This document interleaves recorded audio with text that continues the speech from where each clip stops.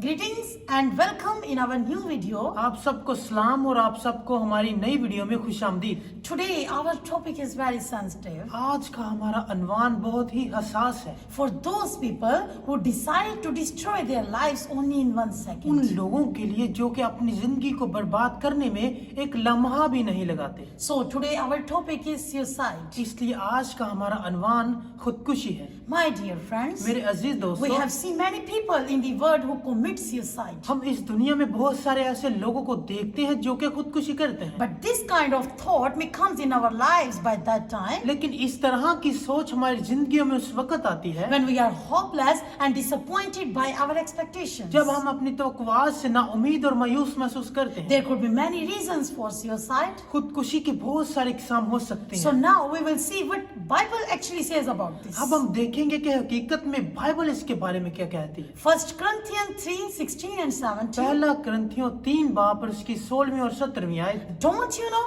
क्या तुम नहीं जानते that you are the God's temple कि तुम खुदा का मकदस हो and the God's Spirit dwells in you? और खुदा का रूह तुम में बसा हुआ है। If anyone destroy God's temple, अगर कोई खुदा के मकदस को बर्बाद करेगा God will destroy तो him. खुदा उसे बर्बाद For करेगा, God's temple is holy क्योंकि खुदावंद का मकदस पाक है and you are that और temple. वो तुम हो। My dear मेरे friends, अजीज दोस्तों, we have seen very clearly in this Bible passage हमने इस बाइबल के पैराग्राफ में बहुत ही वाज़ेह अंदाज में देख लिया that है Bible doesn't allow us to do any kind of this act कि बाइबल मुकद्दस कतन हमें इस तरह के कोई भी अमल करने की इजाजत नहीं देती, because we are the God's क्योंकि हम temple खुदावंद के मकदस हैं। and we should have to take care and protect God's temple. तो हमें खुदा के मकदस की हिफाजत और इसकी परवाह करनी है। But I just want to tell you, my friend, लेकिन मैं आप सबको ये बताना चाहता हूँ, if we commit suicide, अगर हम खुदकुशी करते हैं it's mean we are destroying God's तो temple. इसका मतलब है कि हम खुदावंद के मकदस को बर्बाद कर रहे हैं And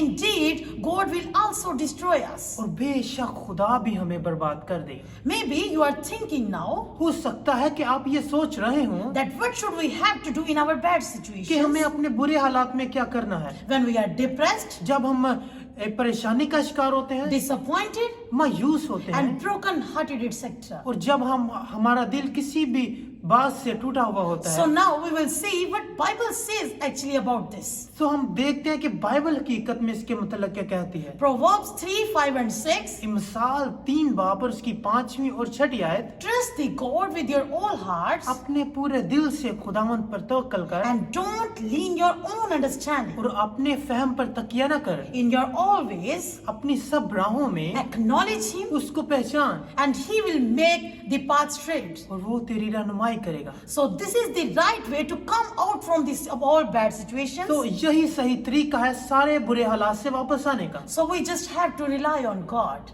सिर्फ हमें खुदा पर इन्हिसार करना है and trust in Him और उस पर तवक्कल करना है and just share our all the problems with Him. और अपने सारे मसाइल को उसके साथ बांटना है, Because God is always willing to hear us. क्योंकि खुदावंद हमेशा हमें सुनने के लिए राजी है And He is the only one who fulfill all the situations and needs. और वही वो शख्सियत है जो हमारी जरूरियात को पूरा करता है। He is always waiting for us. वो हमारा हमेशा इंतजार कर रहा When है we are open our hearts before Him. कि कब हम अपने दिलों को उसके लिए खोलें। Let's face all the situations. आइए सब हालात का सामना करें And we should have to strictly protect ourselves from suicide. और खुदकुशी से अपने आप को महफूज रखें। So we should have to protect ourselves and the God's temple इसलिए हमें अपने आप को बचाना है और खुदा के मकदस की हिफाजत करनी है, because He is always waiting for क्योंकि us. वो हमेशा हमारा इंतजार कर रहा है। Amen. आमीन। Because the Bible says that cowards will never enter in the God's kingdom. क्योंकि बाइबल कहती है कि बुज़दिल खुदा की बादशाही में कभी दाखिल ना होगा। Blessings for all. सबके लिए बरकतें हों।